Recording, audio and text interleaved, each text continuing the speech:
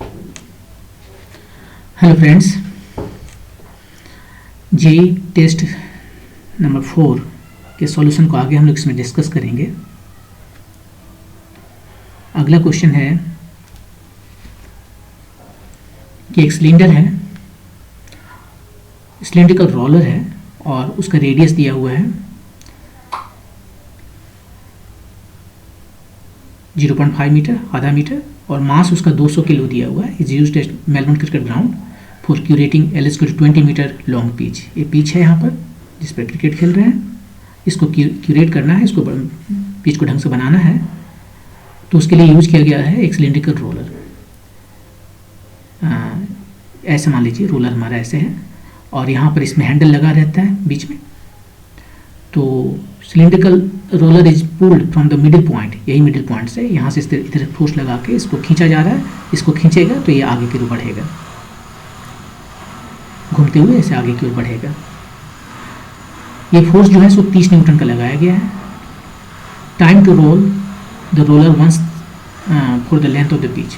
ये पूरा पिच यहाँ से लेकर यहाँ तक जो कि 20 मीटर लंबा है, 20 से थोड़ा ज़्यादा होता है एक्चुअल, 20 मीटर यहाँ लिखा हुआ है, 20 मीटर लंबा है। उसको कवर करने के लिए कितना टाइम लगेगा वो टाइम पूछा है। इस पर हमेशा कांस्टेंट फोर्स 30 न्यूटन लगाया जा रहा है। यदि कांस्टेंट फोर्स 30 न्यूटन लगाया जा रहा है तो इसका स्पीड हमेशा लगातार बढ़ता चला जाएगा। और हमें वो टाइम बताना है कि एक पूरा राउंड यानी एक बार जो है सो मान लीजिए यदि ये जो रोलर है उसका विड्थ पिच के विड्थ के बराबर है तो एक बार में ही एक बार का जो क्यूरेशन है वो हो जाएगा। उसको जो बढ़िया बनाना है एक बार में हो जाएगा, लेकिन यूजुअली इसको कई बार करना पड़ता है, एक बार से तो काम नहीं होगा। तो एक बार इसको पूरा रोल करने के लिए इस पिच पर कितना समय लगेगा। यदि 30 न्यूटन का फोर्स, 30 न्यूटन बहुत ज़्यादा नहीं, 3 किलो के वेट के बराबर है, उतना फोर्स इस पर लगाया जा रहा है। और यहाँ पर ये एज्यूम किया जा रहा है कि ये जो सब प्योर रोलिंग है, शायद क्वेश्चन में नहीं लिखा हुआ है, तो ये मुझे बनाना है। इसको कैसे बनाएंगे? तो सबसे पहले क्या करेंगे कि देखिए जब इस पर फोर्स लगेगा तो घूमने लगेगा। किसके अबाउट घूमेगा? ये जो पॉइंट ऑफ कांटेक्ट है उसके अबाउट घूमेगा। तो एक एक्सिस यहाँ पर ले सकते हैं। वो एक्सिस ये जो सेंटर से जो इसका जो सेंटर से पास करने वाला इसका अपना जो एक्सिस है, सिलेंडर का अपना एक एक्सिस होता है, राइट। ये जो सिलेंडर जो है उसका अपना एक एक्सिस होता है। जैसे मान लीजिए यहाँ पर हम जो सिलेंडर बनाते हैं, ये सिलेंडर है, ये उसका अपना एक्सिस है जो सेंटर से होकर पास होता है दोनों तरफ से।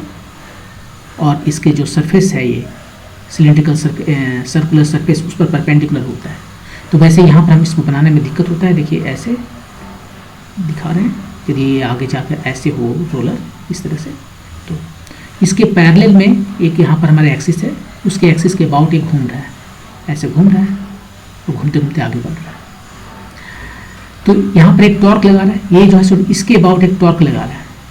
ये फोर्स इस पॉइंट के अबाउट एक टॉर्क लगा रहा है। कितना लगेगा टॉर्क? टॉर्क होता है फोर्स टाइम उस पॉइंट पर जिसके अबाउट एक टॉर्क लगा रहा है, वहाँ से इस फोर्स के डायरेक्शन का जो मिनिमम डिस्टेंस है, मतलब इस केस में r, या आप सिंपली ये फार्मूला भी लगा सकते हो, F इंटू आर, उल्टा हो गया r क्रॉस f, मतलब R F sine theta. Magnitude लेते हैं, डायरेक्शन भूल जाते हैं। R F sine theta, theta R और एफ के बीच का डायरेक्शन है। आर का डायरेक्शन यहाँ से यहाँ ए है और एफ का डायरेक्शन ए है, दोनों के बीच का एंगल 90 डिग्री है, तो जस्ट आर एफ। तो इतना टॉर्क लग गया। टॉर्क लगने से क्या होता है? टॉर्क होता है आई अल्फा। जैसे फोर्स लगने से मास टाइम एक्सलेशन होता है, उसमें एक्सलेशन प्रोड्यूस्ड होता है। टॉर्क लगने पर उसमें एंगुलर एक्सलेशन प्रोड्यूस्ड होता है, और वो एंगुलर एक्सलेशन कितना हुआ? एफ आर बाय आई। एंगुलर मोशन में मास जो है रिप्लेस्ड हो जाता है मोमेंट ऑफ इनर्शिया से। अब आई कितना है वो निकालना होगा। आई ये जो सिलेंडर है उसका अपना एक्सिस, इसके अबाउट जो इसका सेंटर ऑफ इस एक्सिस जो इसका अपना एक्सिस है उसके अबाउट इसका मोमेंट ऑफ इनर्शिया होता है इसका mass time R square by 2 जो सिलेंडर डिस्क का होता है। लेकिन इस एक्सिस के अबाउट ये रोटेट नहीं कर रहा है, रोटेट कर रहा है इस एक्सिस के अबाउट, और दोनों के बीच का डिस्टेंस है r, मिनिमम डिस्टेंस है r। तो इस एक्सिस के अबाउट में जो इसका मोमेंट ऑफ इनर्शिया है वो होगा इसका अपना एक्सिस के अबाउट, प्लस यहाँ पर हम parallel theorem of moment inertia लगा रहे हैं, मास टाइम डिस्टेंस स्क्वायर। जैसे ये हमारा इसके अबाउट में सेंटर ऑफ मास जो है उसके अबाउट में moment of inertia I not है और इसके अबाउट हमें चाहिए, इसके पैरेलल है, पैरेलल में दूसरा एक्सिस है, उसके अबाउट में यदि इसका मोमेंट ऑफ इनर्शिया हमें चाहिए तो कैसे निकालते हैं, जो सेंटर से है सो प्लस इस ऑब्जेक्ट का मास और डिस्टेंस इसके बीच का उसका स्क्वायर। यहाँ पर वही मैंने किया है, इसके सेंटर से होकर जो एक्सिस जा रहा है उसके अबाउट इसका जो मोमेंट ऑफ इनर्शिया है plus mass times distance square, और ये कितना होता है, ये mr स्क्वायर बाई 2 होता है। यहाँ m कैपिटल M है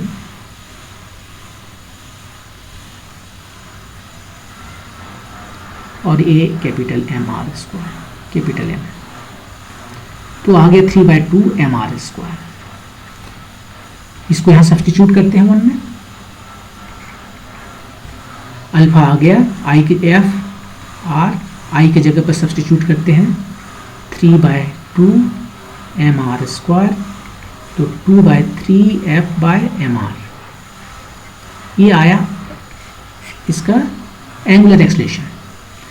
अब जो है एंगुलर एक्सलेशन हमें पता हो गया है, तो हमें थीटा भी पता हो जाएगा कि किसी पर्टिकुलर टाइम में, जैसे कि हमें एक्सलेशन पता होता है तो हमें डिस्टेंस पता हो जाता है कि कोई पर्टिकुलर टाइम में वो कितना डिस्टेंस ट्रेवल करेगा, s = ut + ½ at स्क्वायर। यदि a कांस्टेंट है तो ये फार्मूला लगाते हैं, एक्सलेशन कांस्टेंट है तो किसी पर्टिकुलर टाइम t में कोई भी ऑब्जेक्ट कितना डिस्टेंस ट्रेवल करेगा, ये फार्मूला देते हैं। एंगुलर एक्सलेशन के केस में, एंगुलर मोशन के केस में एग्जैक्टली सेम करते हैं। ये एंगल जो है, ये जो डिस्टेंस है वो एंगल में कन्वर्ट हो जाता है, क्योंकि अब ये यहाँ पर ये इसके अबाउट रोटेट कर रहा है, तो ये जो एंगल है ये वाला एंगल होगा, ये यहाँ से यहाँ तक आया कोई पर्टिकुलर टाइम में, तो ये थीटा हो गया। थीटा = u, इनिशियली इसका जो एक्सलेशन है, एंगुलर वेलोसिटी है ω0 टाइम्स t + ½ एग्जैक्टली सेम, सब कुछ सेम। और इस केस में सेम फार्मूला यहाँ लगा रहे हैं, ω0t + ½ α/t स्क्वायर, और ω0 क्या है, शुरू में तो रुका हुआ है, अल्फा की वैल्यू यहाँ पर दिया है 2/3 f/mr t स्क्वायर, मतलब कि f/3 mr t स्क्वायर। अब ये थीटा कितना होगा, थीटा यहाँ से पता चलेगा, यहाँ से यहाँ तक चल रहा है तो ये कितना एंगल से रोटेट करेगा। अब आप एक सर्किल में देखिए, यहाँ से यहाँ तक यदि ये रोटेट कर गया तो डिस्टेंस s चला और एंगल थीटा ट्रेवर्स किया। ये दोनों के बीच में क्या रिलेशन है, s = थीटा टाइम्स r, या फिर आप कह सकते हो थीटा = s/r, जो डिस्टेंस ट्रेवल किया डिवाइडेड बाय रेडियस। यहाँ भी वही कहेंगे, एक एंगल कितना होगा, जो डिस्टेंस ट्रेवल किया, कोई भी पॉइंट इस पर ले लीजिए, वो कितना डिस्टेंस ट्रेवल किया, ये डिस्टेंस वही ट्रेवल किया ना जो यहाँ से लेकर यहाँ तक है। इस पर कोई भी पॉइंट ले लीजिए a और इसको घूमने दीजिए, ये घूम घूम के हर जगह जो है ये जितना डिस्टेंस ट्रेवल करेगा वो है ये टोटल डिस्टेंस, बीच का डिस्टेंस है, और रेडियस, इसका रेडियस कैपिटल R है। तो टाइम हमें यहाँ से पता चल गया, टाइम हमें पता चल गया 3ml/f स्क्वायर रूट, ये आपका टाइम है। सबका वैल्यू रख दीजिए, आपका टाइम आ गया। अब यहाँ पर देख लीजिए, यदि ये जो हमने लिखा है यहाँ पर थीटा = s/r, s यदि हमारा एक कंप्लीट राउंड लगाता है तो ये कितना हो जाएगा 2πr, तो एंगल कितना आया 2π। यदि 2 कंप्लीट राउंड लगाता है 2 × 2πr, तो ये 4π आ गया। तो यहाँ पर 20 मीटर लगा रहा है। अब डिपेंड करता है कि इसका रेडियस कितना है, मान लीजिए रेडियस तो ½ मीटर दिया है, तो ये कितना जा रहा है, एक राउंड में कितना जा रहा है 2πr, r का है आधा, और रेडियस है इसका, नहीं एक राउंड में तो यहाँ पर दिख गया ना 2π करेगा।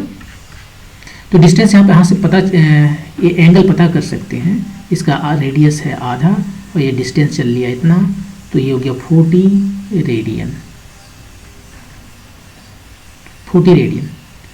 तो 2π रेडियन, 2π का मतलब होता है ऑलमोस्ट 6.5, तो ऑलमोस्ट 7 टाइम्स जो है सो वो पूरा रोल करेगा। ये क्वेश्चन में नहीं पूछा है, मैं आपको बता रहा हूँ कि ये 7 बार कंप्लीट रोल करेगा तो पूरा पिच को एक बार कवर कर लेगा, ऑलमोस्ट 6 7 के बीच में ऐसे कुछ आएगा। टाइम कितना लगेगा, टाइम के लिए तो यहाँ मैंने निकाल लिया 3। मास कितना है 200 kg क्वेश्चन में दिया है। एल कितना है 20 मीटर पिच का लेंथ। एफ कितना लगाया 30 न्यूटन। ये 3 से 10 चला गया, ये 10 से यहाँ से चला गया, ये 400 हो गया, मतलब ये 20 सेकेंड हो गया। 20 सेकेंड लगेगा, काफ़ी कम टाइम लगा। और काफ़ी कम टाइम इसलिए लगा क्योंकि इसमें एक्सप्रेशन है, उसका स्पीड लगातार बढ़ते चला जा रहा है, इसलिए केवल 20 सेकेंड लगा। तो इस तरह से इसको बना सकते हैं। अब देखिए क्वेश्चन में यदि इसको चेंज कर देते कि यहाँ से नहीं खींचा जा रहा है, मिडिल से नहीं खींचा जा रहा है, यहाँ से खींचा जा रहा है, तब टॉर्क ज़्यादा लगेगा, तब इसमें टाइम और भी कम लगता है। लेकिन यूजुअली जो आपके पास रोलर होगा उसको बीच से ही खींचा जाता है। आप देखोगे कि क्रिकेट मैदान पर भी बीच से ही खींचने का व्यवस्था रखता है। वैसे तो अब तो बीच से खींचने का रखता नहीं, क्योंकि अब तो मोटराइज सारे रोलर आ गए, मोटर में से लेकर चलाते हैं। लेकिन ये हैंड वाला रोलर है जो हाथ से खींचते हैं। वैसे पता नहीं, जब मैं क्रिकेट खेलता था तो मैं पैर से मारता था, इसमें इस तरह का कोई हैंडल रहता ही नहीं था, इसको पैर से मारते थे। तो उसमें इम्पल्स देते थे, एक बार इम्पल्स दिए, थोड़ा चला, फिर दूसरा बार पैर से मारे, तो उस इम्पल्स से उसको मूव कराते रहते थे, या फिर हाथ से उसको पुश करते थे। तो उसके लिए भी क्वेश्चन बनाया जा सकता है, और वो बिल्कुल इसी की तरह होगा, बस यहाँ पर जो है चेंज हो जाएगा थोड़ा सा। इसमें कांस्टेंट फोर्स लग रहा है, उसमें कांस्टेंट फोर्स नहीं लगेगा। मूव करते हैं नेक्स्ट क्वेश्चन पे। इस क्वेश्चन में क्या है कि आपके पास एक स्प्रिंग है, स्प्रिंग कांस्टेंट के है, एक मास m से इसे लटका दिया गया है। अब ये सिंपल हार्मोनिक मोशन करेगा, तो ये सिंपल हार्मोनिक मोशन करेगा, इसका एक्सलेशन होगा, पीरियड ऑफ ऑसिलेशन होगा, वो कितना होगा m, p = 2 pi square root over m/k। मैं हमेशा गलती करता हूँ, m/k k/m रिप्लेस कर देता हूँ। तो उसको चेक करने के लिए हम क्या करते हैं, इसका डायमेंशन रखते हैं। k क्या है, force per unit length, force है नीचे में, फोर्स है मतलब mL/t-2। बाकी मैं नहीं रखने वाला हूँ, केवल ये देख रहा हूँ कि टाइम ऊपर है या नहीं तो यदि मैं इसको k/m कर दूंगा तो लेफ्ट साइड में टाइम है, राइट साइड में टाइम माइनस हो जाएगा, टाइम -1। तो ये ऊपर में जाकर टाइम बन गया, तो इसका मतलब फार्मूला सही है। तो ये फार्मूला सही है। तो मैं ऐसे चेक करता हूँ, आप भी ऐसे चेक कर सकते हो यदि आपको भी यही प्रॉब्लम है कि m/k को k/m में रिप्लेस कर देते हो तब। ठीक है, इसको क्या किया, इसको कट कर दिया, आधा आधा कर दिया, और कट करने के बाद में फिर इसको पैरेलल करके जोड़ दिया इसमें। अब यहाँ पर इसका जो पीरियड ऑफ ऑसिलेशन है वो कितना है, कुछ इस तरह से। अब देखिए ये दोनों का एक इक्विवेलेंट होगा, ये दोनों का एक इक्विवेलेंट स्प्रिंग ले लिए। ये दोनों जो स्प्रिंग है इसके बदले में एक इक्विवेलेंट स्प्रिंग ले सकते हैं, और उसका स्प्रिंग कांस्टेंट कितना है KEFF। और यहाँ पर तब हम लिख सकते हैं इसको ऐसे, ये है इसका पीरियड ऑफ ऑसिलेशन। तो हमें क्या पता करना है, हमें पता करना है इसका इफेक्टिव स्प्रिंग कांस्टेंट। ये दोनों जो स्प्रिंग है उसको, उसके बदले हम एक स्प्रिंग जो लगाएंगे उसका स्प्रिंग कांस्टेंट। और ये जो इक्विवेलेंट स्प्रिंग है वो एग्जैक्टली सारा काम वो करेगा जो ये दोनों मिल के करता है। ठीक है, तो अब जो है सो पहले तो पता ये करना पड़ेगा कि इसका स्प्रिंग कांस्टेंट k है। जब इसको आधा कट कर दिया तो इसका स्प्रिंग कांस्टेंट क्या k ही रहेगा या k से ज़्यादा होगा या कम होगा। आप कहोगे k स्प्रिंग कांस्टेंट का प्रॉपर्टी है, तो कट कर दिए तो क्या हुआ, इसका k का स्प्रिंग कांस्टेंट k ही रहेगा। नहीं, ये सही नहीं है, क्योंकि स्प्रिंग कांस्टेंट जो है वो स्प्रिंग का प्रॉपर्टी है जब तक कि लेंथ इसका सेम है। ये लेंथ पर डिपेंड करता है। आप ने कभी एक्सपीरियंस किया होगा कि लंबा स्प्रिंग को पुश करना इजी है छोटा स्प्रिंग के कंपेयर में। मतलब छोटा स्प्रिंग जो है वो ज़्यादा स्प्रिंग कांस्टेंट है उसका, उसको पुश करने के लिए ज़्यादा फोर्स लगाना पड़ेगा। और ऐसा क्यों होता है, क्योंकि स्प्रिंग जो है सो यहाँ पर एक तरह से आप समझ रहे हैं कि ये क्या है, एक स्टील का कोई वायर है। तो यहाँ पर हम लिख सकते हैं ये यंग्स मॉडुलस इसका टू स्ट्रेस बाय स्ट्रेन, यही लिखते हैं फार्मूला। स्ट्रेस को लिखेंगे, कोई फोर्स लगा रहे हैं, इसमें वेट है जो फोर्स बाय इसका cross sectional area times strain. Strain में जो चेंज कर रहे हैं एक्स हमने चेंज कर दिया, और इसका जो लेंथ है एल। अब यहाँ से एफ जो आया वो क्या आया, YAX/L। एक्स हमने जो थोड़ा सा चेंज किया है इसमें, और एफ उसके लिए जो फोर्स लगाना पड़ रहा है। तो ये देखिए किस तरह से आया, स्प्रिंग का जो फार्मूला है उसमें आ गया। अब ये जो फोर्स है किधर जा रहा है, ऑपोजिट डायरेक्शन में जा रहा है, एक्स के ऑपोजिट डायरेक्शन में। एक्स को यदि हम लंबा कर रहे हैं, खींच रहे हैं, तो फोर्स इधर लगेगा, एक्स को पुश कर रहे हैं ऊपर तो फोर्स नीचे लगेगा, तो माइनस दे देते हैं, इसलिए माइनस के एक्स से मैच कर रहा है। स्प्रिंग के लिए जो फॉर्मूला यूज करते हैं F is to minus K X, यहाँ पर F is to minus Y A X by L. ये दोनों से कंपेयर कीजिए तो के क्या आया, Y A by L. Y Young's modulus है, ये क्रॉस सेक्शनल एरिया है, एल इसका लेंथ। तो यह जो के है स्प्रिंग कांस्टेंट है, वो उसके केवल प्रॉपर्टी पर डिपेंड नहीं करता, बल्कि उसके डायमेंशन पर भी डिपेंड करता है, उसका क्रॉस सेक्शनल एरिया पर डिपेंड करता है, उसका लेंथ पर डिपेंड करता है। इस केस में इसका जो क्रॉस सेक्शनल एरिया है वो चेंज नहीं किया, जस्ट कट किया तो लेंथ अलग कर दिया, लेंथ अलग कर दिया, उसके प्रोपोर्शनल इन्वर्सली प्रोपोर्शनल है। लेंथ को हाफ कर दिया ना, दो जस्ट इक्वल भाग में कट किया है, लेंथ को हाफ कर दिया तो के जो है सो डबल हो गया। तो ये जो के न रह के ये हो गया 2k। तो देखिए इसकी स्प्रिंग को कट किया दो इक्वल पार्ट में, तो स्प्रिंग कांस्टेंट चेंज हो गया, वो डबल हो गया, क्योंकि यहाँ पर स्प्रिंग कांस्टेंट डिपेंड करता है एल के इन्वर्सली प्रोपोर्शनल पर। वो एरिया पर भी डिपेंड करता है, क्रॉस सेक्शनल एरिया पर भी, लेकिन वो एरिया यहाँ चेंज नहीं किया गया। अब इसका इफेक्टिव क्या होगा, cross sectional effective spring constant. ये यदि दोनों पैरेलल में हैं तो यहाँ पर जस्ट सम होता है, 2k प्लस 2k 4k होता है। यदि ये सीरीज में होता है तो जो है सो आपको वो फार्मूला लगाना पड़ता है जो आप यूजुअली कैपेसिटर में लगाते हैं, यहाँ पर वही फार्मूला लगेगा। कैपेसिटर में पैरेलल में रहता है तो कैपेसिटेंस जस्ट सम होता है, यहाँ पर जस्ट सम कीजिए। यदि सीरीज में है तो आप सीरीज वाला फार्मूला लगाइए, 1/k effective equal to 1/k1 plus जो भी है सबका सम 1/k1 plus 1/k2 plus 1/k3, वहाँ से k इफेक्टिव आपको निकालना पड़ेगा। खैर इस केस में क्या है कि ये सीरीज में नहीं है, ये पैरेलल में है, तो सीरीज की बात हटा देते हैं। लेकिन आपको सीरीज के बारे में पता रखना चाहिए, क्योंकि पता नहीं क्वेश्चन में क्या पूछेगा, कभी सीरीज कभी पैरेलल पूछ सकता है। तो ठीक है, के इफेक्टिव में पता चल गया, 4k हो गया, तो यहाँ पर वैल्यू रख देते हैं m, ये 4k, ये 4 बाहर आ गया हाफ, और बाकी सबका सब अंदर में है m/k हाफ। ये क्या है, यही तो t है, t0 है एक्चुअली, यहाँ पर t0 मिला, t0। तो t कितना आया, t0 का हाफ, t आया t0 का हाफ।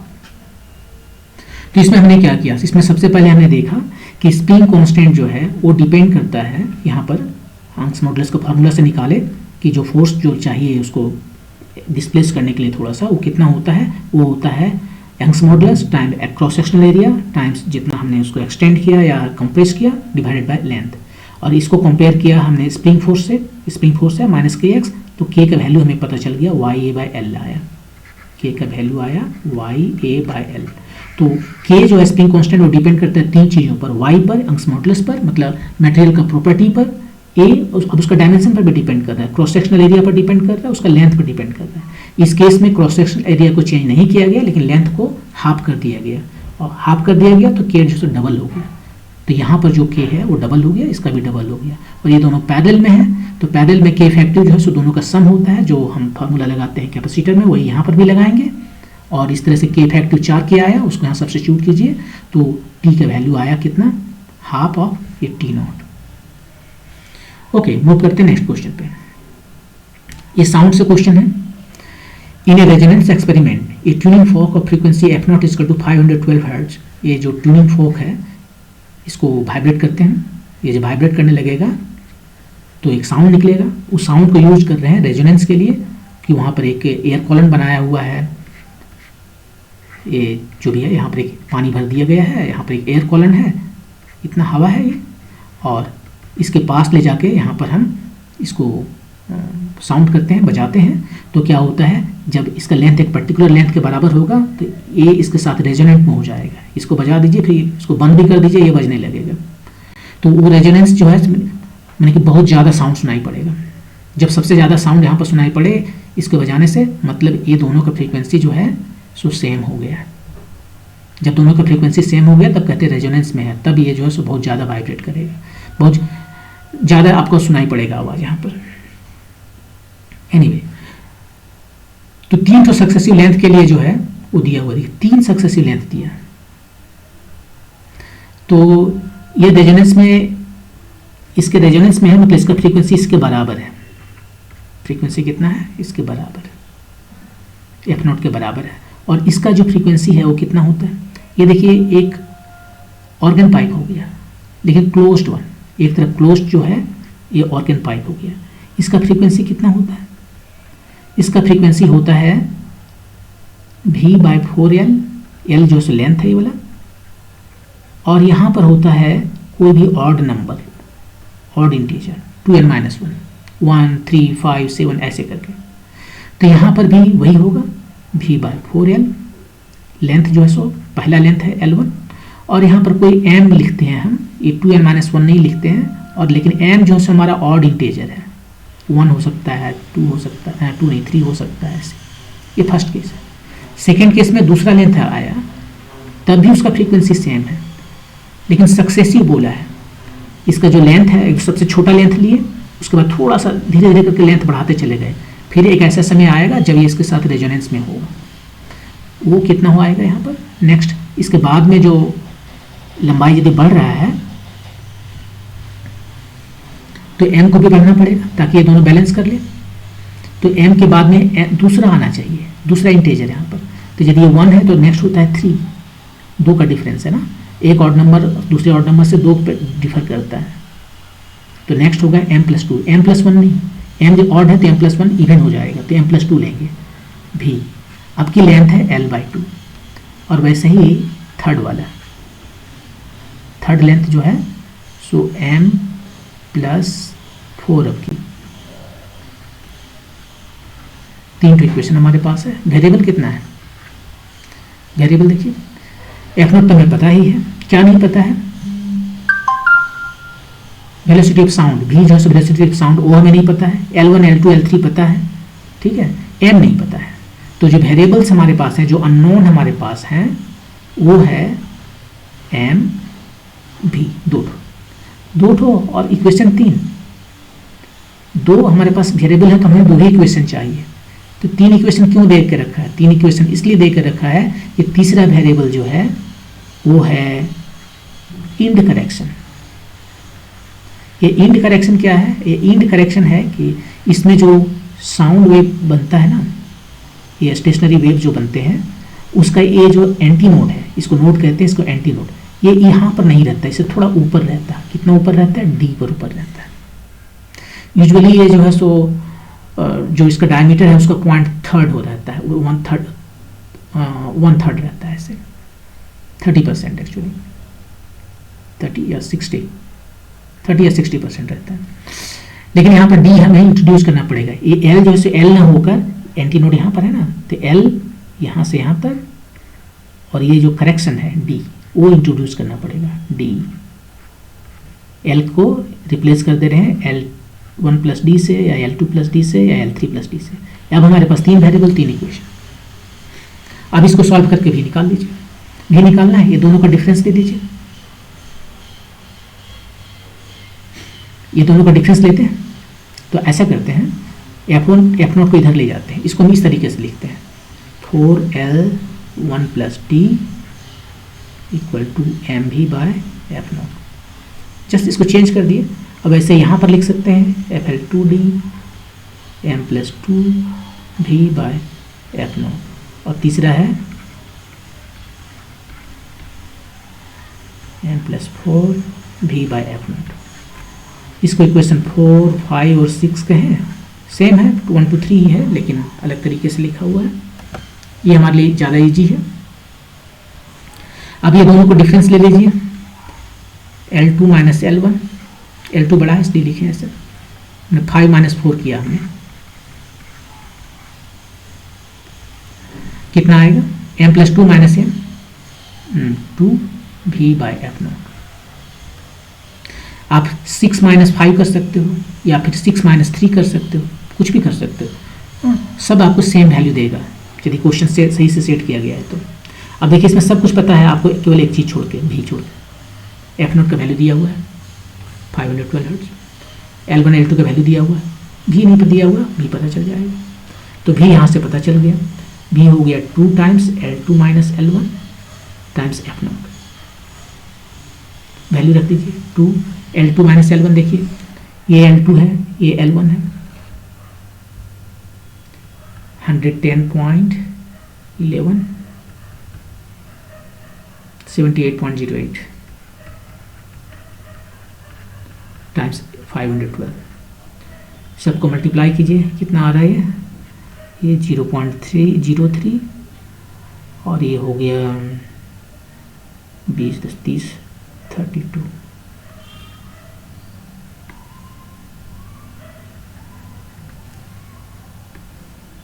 32.03।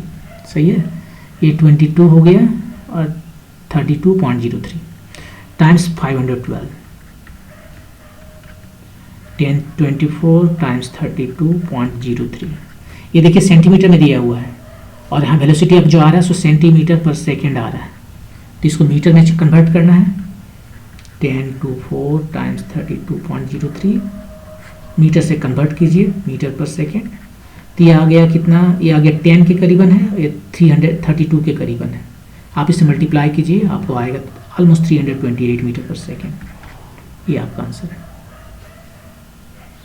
328 मीटर पर सेकेंड। यहाँ पर आप देख सकते हो इसे, ये है 10.24, तो ऑलमोस्ट 10, उसको 32 से मल्टीप्लाई कीजिए, तो 32 टाइम्स 10 320, लेकिन ये एग्जैक्टली 10 नहीं है, यहाँ भी थोड़ा ज़्यादा है और यहाँ भी जो है सो 10.24 है।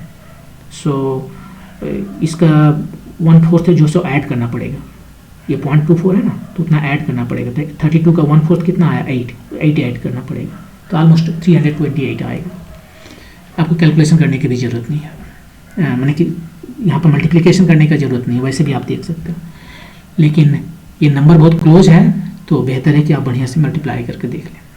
तो इसमें मैंने क्या किया, देखिए यहाँ पर जो है रेजोनेंस का क्वेश्चन है, ये ट्यूनिंग फॉर्क है जिसका फ्रीक्वेंसी है F0 512 हर्ट्ज, इसके साथ ये 3 लेंथ पर रेजोनेंस में है, और ये जो हमारा रेजोनेंस एक्सपेरिमेंट है इसमें पानी रहता है, तो ये ओपन क्लोज्ड ऑर्गन पाइप की तरह है, और क्लोज्ड ऑर्गन पाइप में जो फ्रीक्वेंसी आता है वो होता है V/4L times some odd number.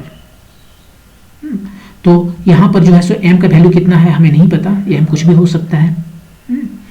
तो यहाँ पर हमने जस्ट m लिखा, 1 नहीं लिखेंगे क्योंकि हमें नहीं पता है कि ये फंडामेंटल के साथ शुरू में ये जो L1 है वो कॉरस्पॉन्ड कर रहा है इसका फंडामेंटल फ्रीक्वेंसी के साथ में, वो हमें नहीं पता, इसलिए m एक वेरिएबल ले लिया। सेकेंड टाइम L1 को बढ़ा दिए L2 में, तो नेक्स्ट वाला जो इसका नेक्स्ट जो हार्मोनिक्स है, इसको हार्मोनिक्स कहते हैं, m=1 हार्मोनिक्स, फर्स्ट हार्मोनिक हुआ, m=3 थर्ड हार्मोनिक, इसमें सेकंड हार्मोनिक गायब रहता है। तो वो सारे हार्मोनिक्स जो है सो नेक्स्ट इसमें जो हार्मोनिक आता है वो केवल ऑड है, तो m आया एक में, तो नेक्स्ट में m+2, नेक्स्ट में m+4, नेक्स्ट m+6 ऐसे करके आएगा। तो इस तरह से इस तीनों को हम लिख लिए और ये तीनों को सॉल्व करके हम भी का वैल्यू निकाल सकते हैं। देखिए हमारे पास जो वेरिएबल है वो है L1 भी m2 और एक d लेना पड़ेगा, 3 यहाँ पर दिया हुआ है तो d लेना पड़ेगा, 2 ही दिया रहता तो d नहीं लेते। तो ये इस बात को याद रखिए, 3 लेंथ दिया हुआ है तो इंड करेक्शन d लेना पड़ेगा, यदि 2 ही लेंथ दिया हुआ रहता तो इंड करेक्शन लेने की जरूरत नहीं, क्योंकि इंड करेक्शन बहुत कम रहता है और कभी कभी उसको नहीं लेते। और ये तीनों को हम इस अलग तरीके से यहाँ लिख लिए, F0 को नीचे ले गए, L1 को यहाँ ले आए, ऐसे इसलिए क्योंकि तब इसको सब्ट्रैक्ट करने में हमारे लिए आसान हो जाएगा। अब इस इक्वेशन से इसको हम सब्ट्रैक्ट किए तो हमें ये इक्वेशन मिला, यहाँ पर सब कुछ पता है एक्सेप्ट भी, तो भी का हमें वैल्यू निकल गया। यदि हम 6 - 5 करते तो भी एग्जैक्टली सेम आता, या 6 - 4 करते तो भी एग्जैक्टली सेम आता आफ्टर सम सिंप्लीफिकेशन। तो कोई भी आप लेके कीजिए, सबको करने की जरूरत नहीं, क्योंकि सबको तो एक ही आंसर देगा, प्रोवाइडेड क्वेश्चन सही से बनाया गया हो, ये सारे लेंथ ढंग से लिखा हुआ। ओके, मूव करते हैं नेक्स्ट क्वेश्चन पे। An aluminium saucepan with 25 centimetre length, a long handle is kept on a gas stove. ये जो है सो गैस स्टोव है, मान लीजिए यहाँ पर एक सॉसपैन है और ये हैंडल लगा हुआ है और सब एल्युमिनियम का है, लकड़ी का नहीं है। टेम्परेचर जो है उसका कितना है 325 डिग्री सेल्सियस यहाँ पर है, और यहाँ पर टेम्परेचर कितना है, वही जो रूम टेम्परेचर है, और रूम टेम्परेचर उसने दिया है 25 डिग्री सेल्सियस। इसको θ1 कहते हैं, इसको θ2 कहते हैं। क्या पूछा है, energy flux in the steady state passing through the handle of the saucepan. यहाँ से होगा किसी पर्टिकुलर जगह से कितना एनर्जी पास कर रहा है per unit area per unit time. Watt मतलब एनर्जी पर यूनिट टाइम, और यहाँ पर जो है सो फ्लक्स बोल रहा है वो पर यूनिट एरिया में कितना पास कर रहा है वो बताना है। तो यहाँ पर heat conduction through a metal या सॉलिड जो है उसके लिए जो फार्मूला है वो लिखेंगे। यहाँ से यहाँ तक जो हीट कंडक्ट हो रहा है, कितना हीट फ्लो कर रहा है पर यूनिट टाइम, ये पर यूनिट टाइम वो होता है कि ये थर्मल कंडक्टिविटी है, मटेरियल का प्रॉपर्टी है। इसका जो क्रॉस सेक्शनल एरिया है, ज़्यादा क्रॉस सेक्शनल एरिया रहेगा, चौड़ा रहेगा ज़्यादा तो ज़्यादा हीट पास करेगा, कम रहेगा तो कम पास करेगा। और लेंथ के इनवर्सली प्रोपोर्शनल है, जितना ज़्यादा लंबा रहेगा उतना कम हीट फ्लो करेगा, क्योंकि यहाँ से हीट फ्लो करने का मतलब है यहाँ से निकल के इधर से निकलना, यहाँ से पास हो रहा है इधर से निकलेगा, एनवायरनमेंट में जाएगा। ज़्यादा लंबा रहेगा तो उससे जाने में ज़्यादा टाइम लगेगा, इसलिए स्लो हो जाता है। और यहाँ पर जो जितना ये टेम्परेचर डिफरेंस है, टेम्परेचर डिफरेंस जितना ज़्यादा होगा उतना ज़्यादा ही ये हीट जो है सो कंडक्ट करेगा, इसे पास करेगा पर यूनिट टाइम, ज़्यादा से ज़्यादा हीट निकलेगा। ये यदि बहुत कम है तो बहुत कम निकलेगा। तो यही फार्मूला है हीट कंडक्शन का इन मेटल या सॉलिड। तो यहाँ पे यही पूछ रहा है कि ये बता दो कि ये एनर्जी फ्लक्स में पर यूनिट एरिया, ये वाला एरिया को डिवाइड कर देंगे यहाँ से। और ये क्या है, ये तो पावर है, ये एनर्जी है, ये टाइम है, तो ये हो गया पावर। अब पावर पर यूनिट एरिया, इसी को फ्लक्स कर रहे हैं, एनर्जी फ्लक्स कितना आया K divided by L times θ1 minus θ2। बस ये वैल्यू रखना है, सबका वैल्यू रख देते हैं।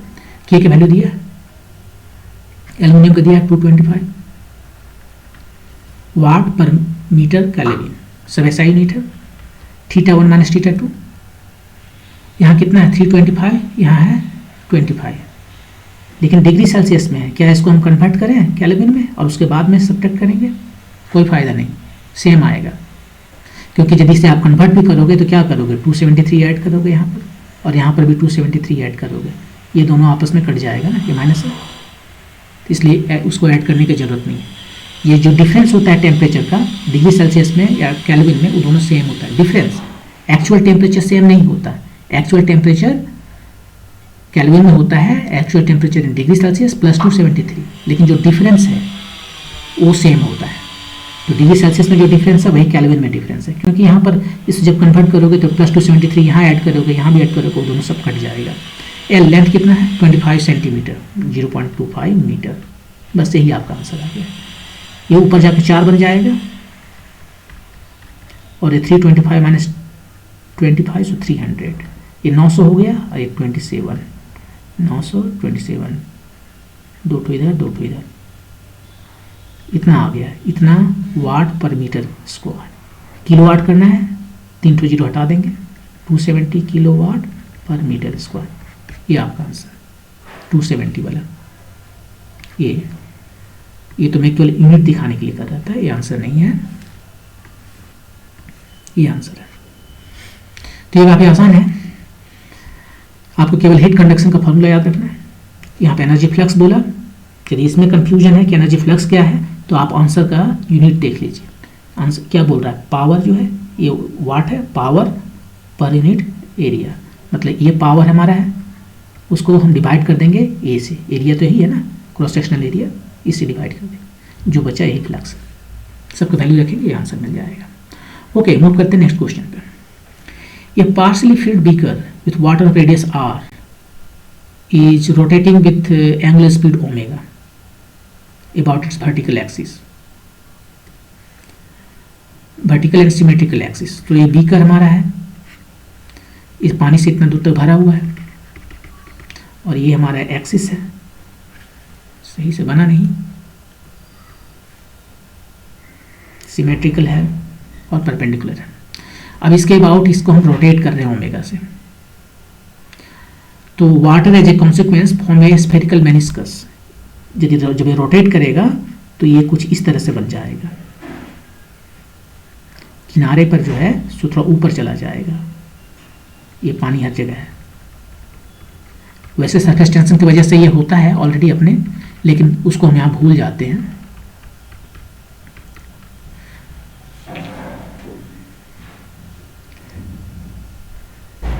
यहाँ पर जो कुछ भी आ रहा है मेनिस्कस, वो इसका रोटेशन की वजह से आ रहा है। ये ऐसे दिख रहा है। क्या बताना है? Radius of curvature. इस मेनिस्कस का जो रेडियस ऑफ कर्वेचर है, कहीं पे इसका सेंटर होगा। ये हमारा आर हो गया, तो ये भी आर हो गया, ठीक है। ये आर का वैल्यू बताना है। ये क्या है? हाइट।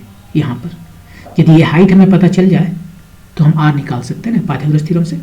पाइथागोरस थ्योरम को लगाएं, ये हाइपोटेन्यूज स्क्वायर इसका टू ए कितना हो गया? ये टोटल यहाँ से यहाँ तक आर है, तो ये हो गया R minus H, right. R minus H square, और ये वाला कितना है? ये तो इसका रेडियस है, बीकर का रेडियस है, उसको स्मॉल आर कहते हैं। तो ये हो जाएगा R square plus H square minus 2RH plus R square. ये आर स्क्वायर और ये आर स्क्वायर खत्म, और यहाँ से आ गया हमें क्या निकालना? Capital R. कैपिटल आर आ गया H square plus R square by 2H। ये हमारा रेडियस ऑफ कर्वेचर। इसमें स्मॉल आर दिया हुआ है, दिया है ना। स्मॉल आर जो है रेडियस आर है बीकर का, बीकर का रेडियस है आर। एच हमें नहीं पता है, एच हमें पता करना पड़ेगा। ये मेनिस्कस जब नहीं बना था तो ऐसे था पानी, अब मेनिस्कस जब बन गया तो पानी साइड में इतना उठ गया है, वो एच हमें पता करना पड़ेगा।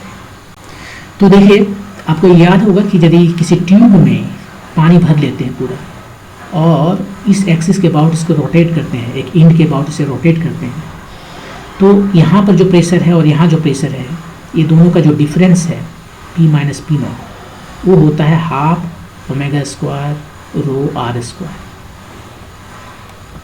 ये होता है। तो यहाँ पर भी अब वही सिचुएशन है कि देखिए, इसके अबाउट रोटेट कर रहा था, अब यहाँ इसके अबाउट रोटेट कर रहा है। तो आप ये सोच सकते हो कि ये आपका एक लिक्विड ट्यूब की तरह है, और यहाँ के बीच में जो प्रेशर डिफरेंस है वो कितना है? ये है। अब हम इसको इसका डेरिवेशन नहीं निकाल के दिखाते हैं, क्योंकि आपको इसे याद रखना चाहिए। वैसे निकालना चाहें तो कोई बड़ी बात नहीं है, आप एक स्मॉल एलिमेंट ले लीजिए, उस पर जो है कितना फोर्स लग रहा है, इधर से मान लीजिए F फोर्स लग रहा है, इधर से F प्लस DF फोर्स लग रहा है, और ये DF फोर्स है तो सेंटीमीटर फोर्स प्रोवाइड कर रहा है। इसका मास निकाल लीजिए, डेंसिटी पता है, इसका लेंथ dx ले लीजिए, x डिस्टेंस पर ये एलिमेंट है तो इसका लेंथ को dx लेंगे, इसका मास निकाल लीजिए, और सेंटीमीटर फोर्स जो चाहिए वो होता है m ओमेगा स्क्वायर आर। तो उसको रख के इंटीग्रेट कर दीजिए 0 से लेकर r तक, तो आपको ये फार्मूला आ जाएगा कि यहाँ पर जो है प्रेशर, ये जो फोर्स आ रहा है उसको A से डिवाइड करेंगे इसका एरिया से, तो वो आएगा आपको A। Force divided by area pressure आता है, वो इतना आ जाएगा। हम आपको ये नहीं करके दिखा रहे हैं, ये आपको याद रखना चाहिए, क्योंकि ये सारा डेरिवेशन आप एग्जाम में करेंगे तो बना नहीं पाएंगे बहुत ज़्यादा क्वेश्चन। तो ये आपका यहाँ पर है प्रेशर है, इतना एक्स्ट्रा प्रेशर है। ये एक्स्ट्रा प्रेशर कैसे आ रहा है? रो जी एच से। रो इसका डेंसिटी है, जी एच ये वाला हाइट है, तो यहाँ से हाइट आपको पता चल गया। ये हो गया omega square R square rho by 2 rho g. कितना आया? Omega square R square by 2g। ये हाइट पता चल गया। उस हाइट को इसमें सब्स्टिट्यूट कीजिए, आपका आंसर आ जाएगा, आंसर नंबर 4। कुछ नहीं, बस सिंपली बस यही एच को यहाँ पर सब्स्टिट्यूट करना और ये आपका आंसर आ जाएगा। ओके, मूव करते हैं नेक्स्ट क्वेश्चन पे। An object is moving towards a convex mirror. Convex mirror है, कन्वेक्स मिरर जिसमें कि कभी भी रियल इमेज नहीं बनता है। ये वही मिरर है जो गाड़ी में लगा रहता है, हमेशा वर्चुअल इमेज बनता है जो कि सीधा होता है। इसका रेडियस ऑफ कर्वेचर दिया है 100 सेंटीमीटर, तो फोकल लेंथ कितना होगा? फोकल लेंथ होगा आधा उसका, 50 सेंटीमीटर। कोई ऑब्जेक्ट है वो 9 सेंटीमीटर पर सेकंड के स्पीड से मूव कर रहा है टुवर्ड्स कन्वेक्स मिरर। यहाँ पर मान लीजिए कोई ऑब्जेक्ट है, ये इधर मूव कर रहा है, इसका स्पीड है 9 सेंटीमीटर पर सेकेंड, इधर जा रहा है। बताना है कि इमेज का स्पीड क्या होगा जब ये 25 सेंटीमीटर है, यहाँ से यहाँ तक का डिस्टेंस कितना है? 25 सेंटीमीटर। तो इसका इमेज जो बनेगा, इमेज तो इस साइड बनेगा, छोटा बनेगा इससे, उसका स्पीड क्या होगा? और वो किधर जाएगा, उसने पूछा नहीं किधर जाएगा, ये इधर जा रहा है तो ये इधर जाएगा किधर जाएगा वो बताना है आपको।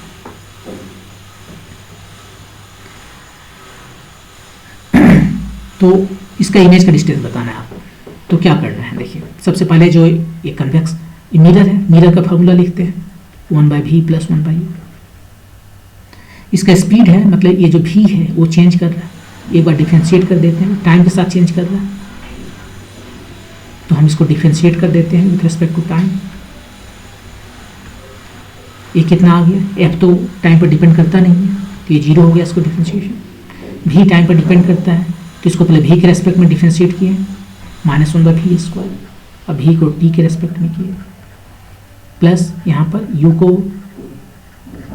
1/u को u के रेस्पेक्ट में डिफ्रेंशिएट किए -1/u² du/dt।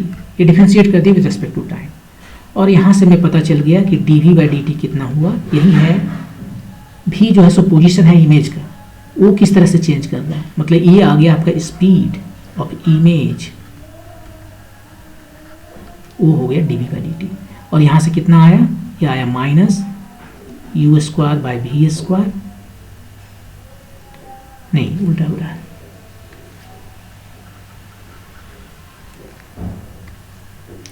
v² du/dt। ये आ गया आपका स्पीड ऑफ इमेज, ये स्पीड ऑफ ऑब्जेक्ट है।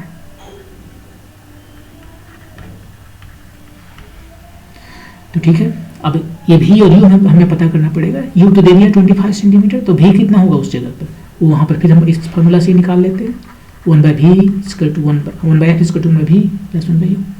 f कितना है, f कितना 50 प्लस 50, क्योंकि ये कन्वेक्स मिरर है। v हमें पता करना है, u हमें दिया है 25 पर है। अब यहाँ पर ये मत बोलिएगा नहीं तो 25 है, वो नहीं होगा, मैंने इसका फोकल लेंथ का हाफ पर रखा हुआ है।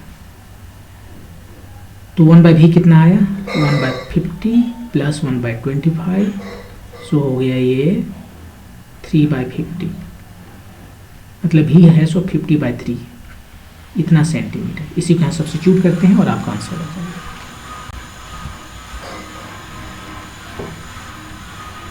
v कितना 50/3, u कितना 25, उसका स्क्वायर लेना होगा। साइन का कोई मतलब नहीं है, ये v जो है सो प्लस में है, ये u जो है सो माइनस में है, कोई फर्क नहीं पड़ता। और du/dt ये कितना है, du/dt कितना दिया है 9 सेंटीमीटर/सेकेंड। ये प्लस है या माइनस है, ये राइट साइड में जा रहा है तो ये हमारा पॉजिटिव डायरेक्शन से, राइट साइड में जा रहा है तो प्लस है। ये कितना आ गया 2 to 4/9, ये माइनस है ही ऑलरेडी, -4 सेंटीमीटर/सेकेंड। ये आपका स्पीड हो गया। माइनस का मतलब नेगेटिव x डायरेक्शन में जाएगा, ये जो है वो इधर लेफ्ट तरफ जाएगा, ये इधर मूव करता हुआ नजर आएगा। उसने ये पूछा नहीं, लेकिन ये इधर करता हुआ नजर आएगा। और जब ये फाइनली इसके पॉइंट पर यहाँ आ जाएगा तो इमेज भी वहीं बनेगा। और यदि उल्टा होता है, ये इधर जाता है, इन्फिनिटी पर चला जाता है, तो इमेज कहाँ बनता है, f पर बनता है। और जैसे जैसे नज़दीक आएगा f से दूर बनता जाएगा, तो दूर में इधर बढ़ता जाएगा। इसलिए देखिए ये राइट चल रहा है तो नज़दीक आ रहा है, f से इन्फिनिटी से दूर जा रहा है तो इमेज f से दूर बनेगा, और वो केवल एक ही रास्ता है इधर जाने का, इधर तो कभी बनेगा नहीं। कन्वेक्स मिरर है। तो इस तरह से आपको पता हो गया कि 4 सेंटीमीटर/सेकेंड ये आपका आंसर है।